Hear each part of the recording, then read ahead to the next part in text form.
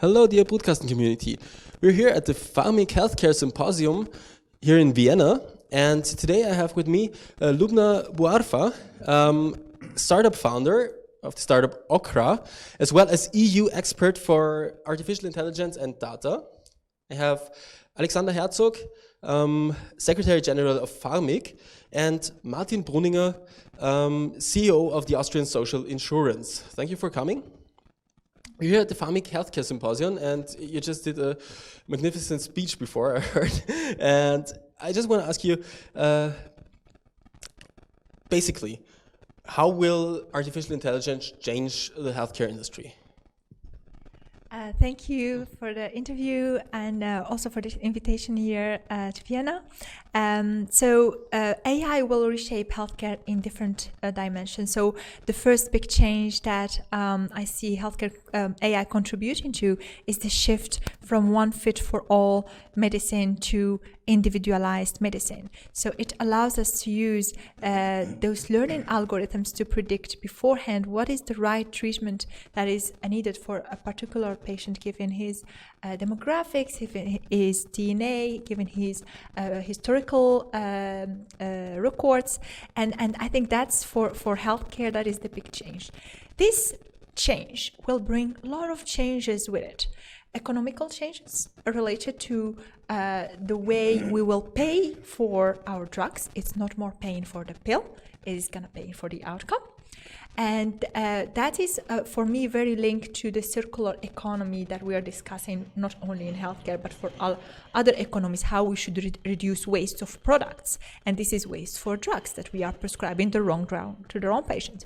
So our healthcare system will change to prescribing treatments that will work.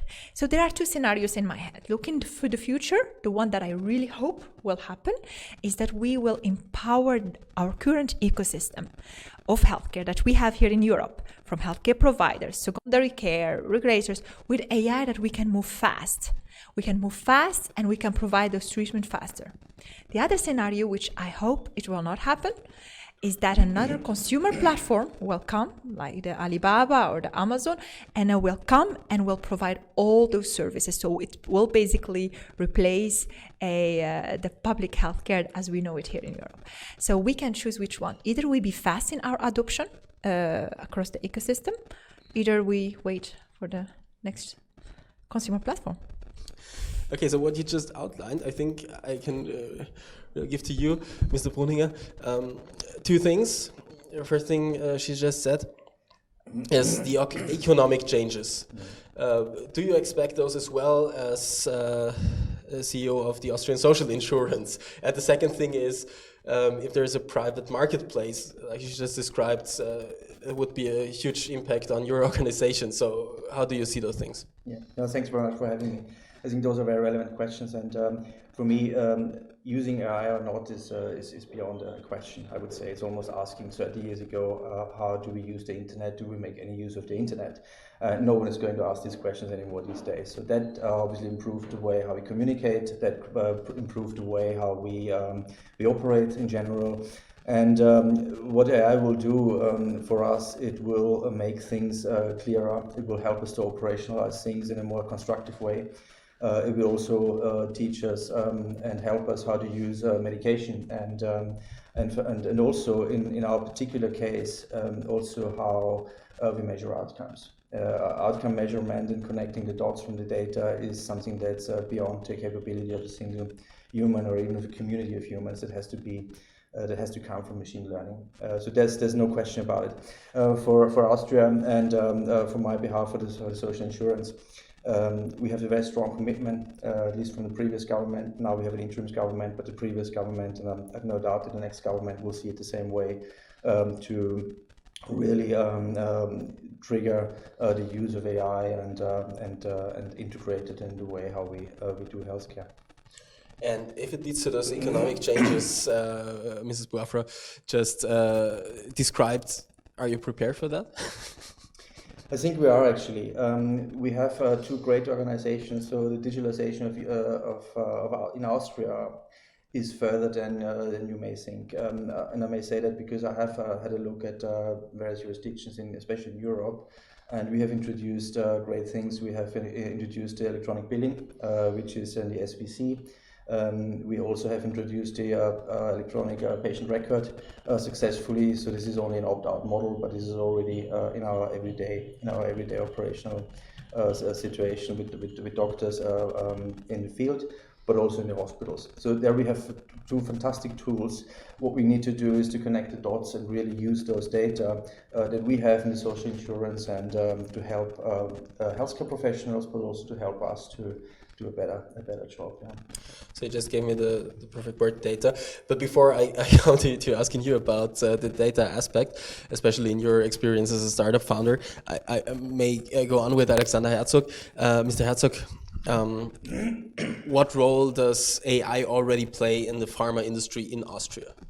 Yes, unfortunately not that much. As my colleagues are mentioning before, AI will have a major impact in the future. For me, it's unimaginable that future developments of medicines, especially when we go from single payment for a pill, then we go to a kind of an outcome-based reimbursement system, which we definitely have to find a way where we are going there.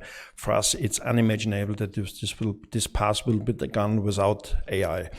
AI in Austria is coming slowly, but it's coming very steadily also into the field of research and development, and also in the field of production, where it is already there. We have a big company in Vienna that is treating with the whole issue of plasma and plasma products, which is one of the major impacts that the Austrian pharmaceutical industry has on Europe-wise. They're already using it for the whole distribution and for the whole production set. So it has an impact, but it has not enough impact. The main reason why it doesn't have is also because we and I cannot agree more what you have said. Also see the danger that companies like Amazon and companies like eBay will provide the full data. We are in a situation that the public sector, they have a lot of data, they have not enough data.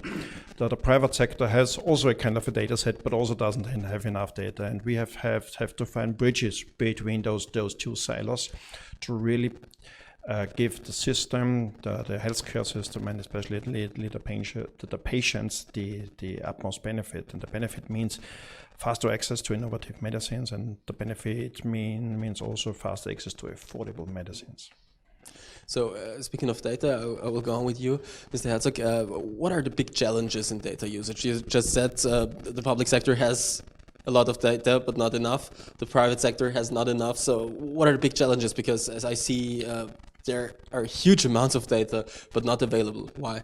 Yes, I mean, the big challenge is first of all, it's a mental challenge. So you have to have the public and the political acceptance of the people and of the politicians, of the lawmaker, that there is a sharing of data between the public and the private sector. So this is a political issue, and this in a country where data protection is treated as a very high and relevant asset.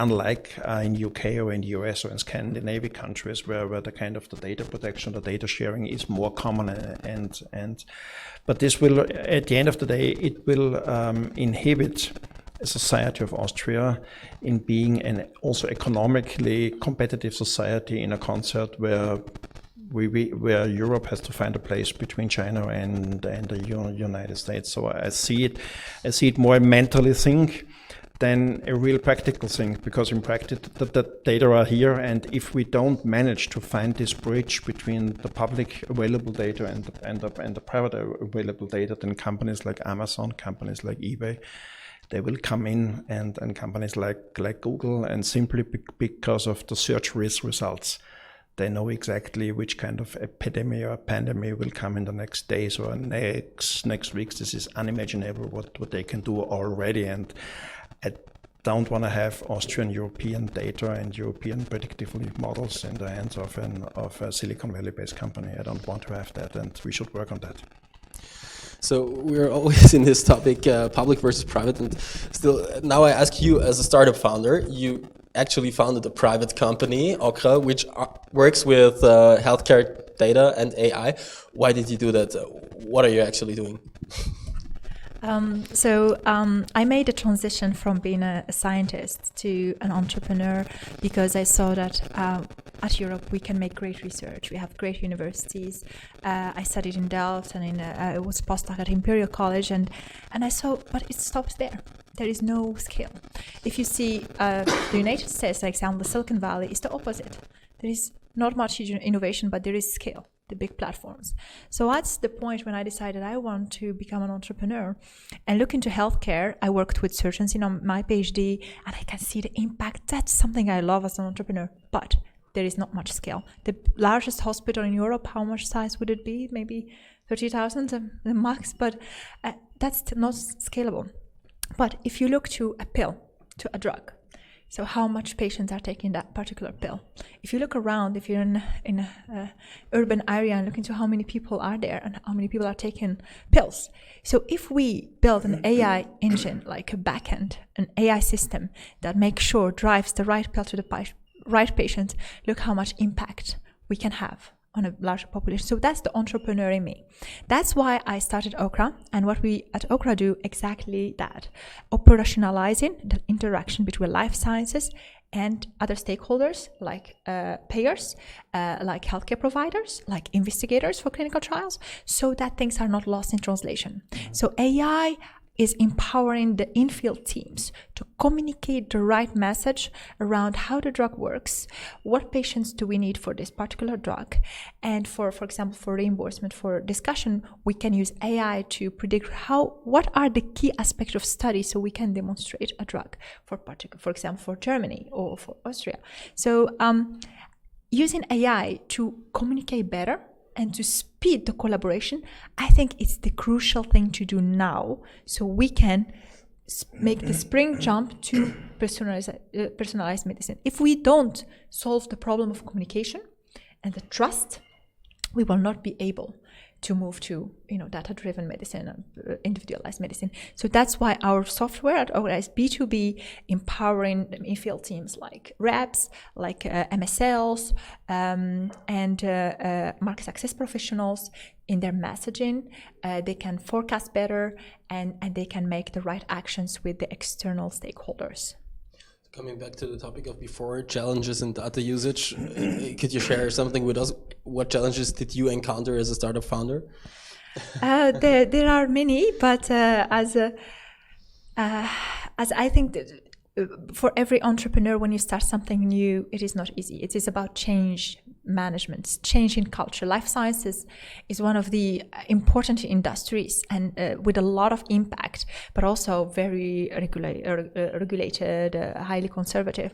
And the way that really works for us is by co-creation, by putting the user always in the center, by not trying to come up with a solution that is that no one is waiting for. So what we do is we sit with the teams where we build the AI product for, and we build it together with them. We do that exercise again and again and again.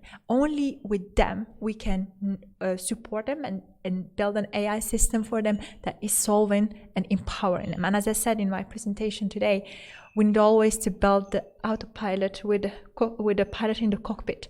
So empowering that pilot with the information so they can do their job better. And I think for all IT teams in the different life science companies, when I'm presenting to CIOs or the IT heads, I say, it is about empowering the user. It is about being problem-led, not solution-led. And that's, I think, what we need, and we need to do it at speed. Because as we know that where the danger is coming from, we need to do it quickly, and private-public collaboration is key to tackle this. So empowering the user, in fact, you as the Austrian social insurance have 8 million customers, and that means you have a huge pile of data. I stick with my topic, challenges in data usage. What? I would love to. Yeah, no, that's true. But I have to say that a user, in my particular case, when it comes to AI and technology, I would say it's really the doctor and the hospitals, because they are the ones who deliver care. And we have to focus definitely a little bit more on them. How to make it easier, how to use the instrument in a better way, to make the best use of AI and data so they can augment their qualifications and their services for the benefit of the patients. I think that's very important, especially when it comes to the electronic patient record and to the billing systems, and to also an augmented way to do better diagnosis. That's very important. And as you say, yes, data are there, but it's the same thing, also asking the right questions and doing the right things with them. We have lots of data. I think in your area, we can sequence our genome within 24 hours nowadays for $800. The data are there, but we have to ask still the questions what to do with them and how to connect the dots. And that's the key questions that we have to solve. What I have to say also is, yes, we have from the social insurance part, we have probably the biggest common denominator in terms of what data we have, but there's still missing links, and there are still data silos that lack a bit of a complete picture, and a complete picture is important to do the useful thing with data. Now I want to go to another topic we just talked about, we just discussed, which is entrepreneurship, because you also have a quite interesting background, having worked in fundamental research in health economy, as well as an investment banker. So what do you think? What does it need to bring, as Ms. Bouarfa did it, science into business? Yeah.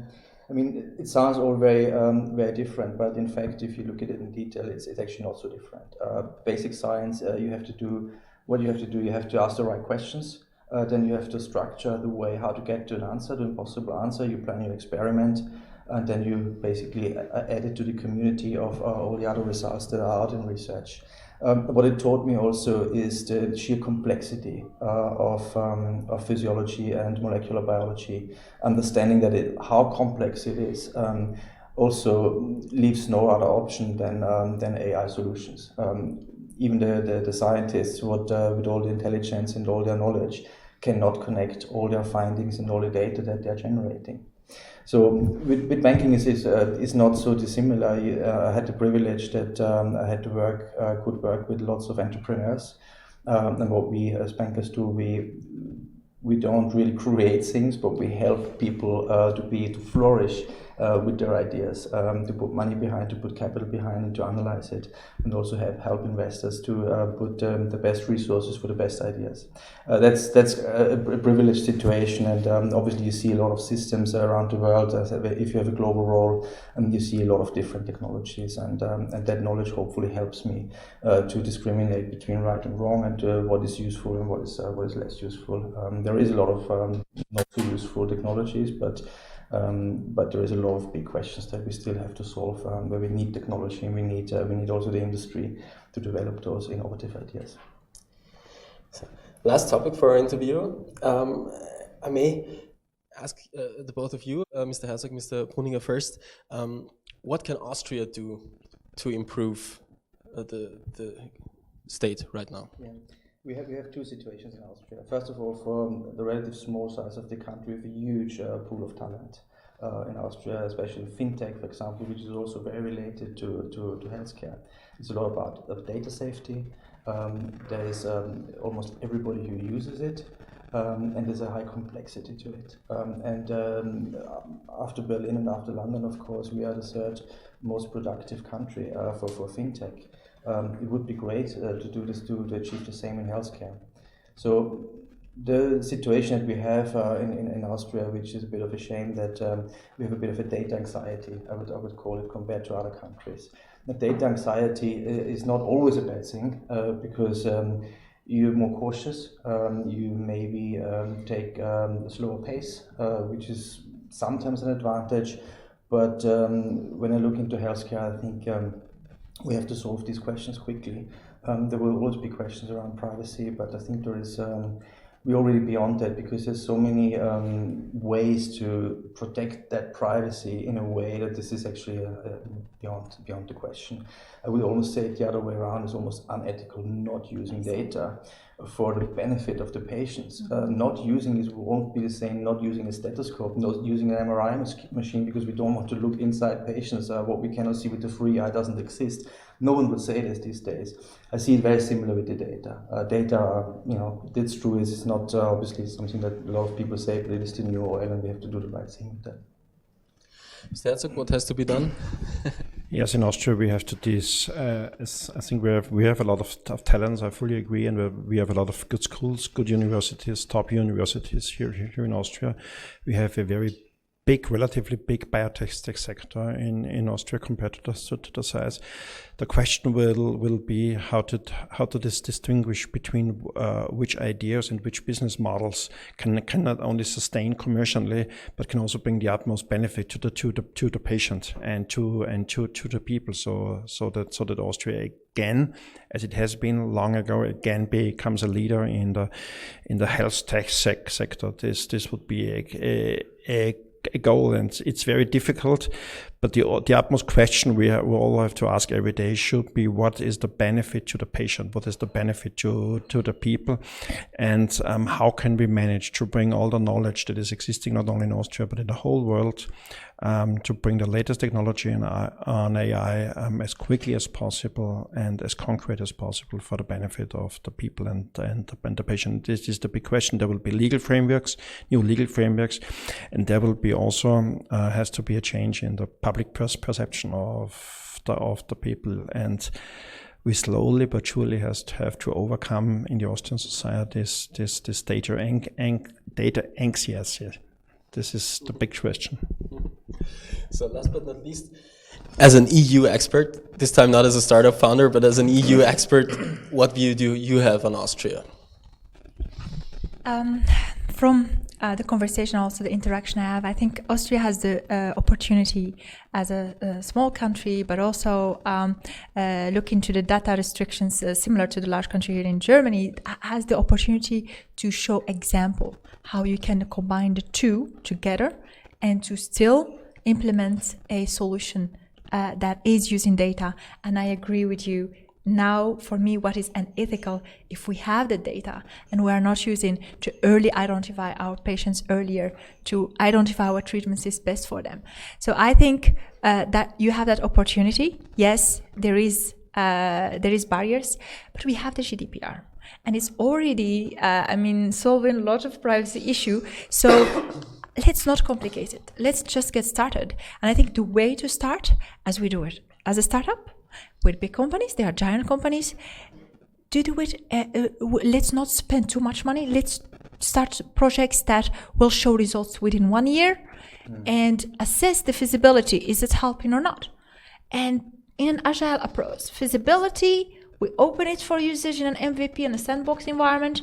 And if it proves good results, we roll it out. If as member states, as hospitals, as life sciences, as insurance companies, we act, we have, learn a little bit from startups how we do it, do it in this quick, fast way and try to show without spending too much. I think we can really make it happen in Europe. So, thanks. Okay. That was a great final remark. Thank you very much for the interview. Thank you very much for watching and listening. And we see each other later. Have a good day. Thank you.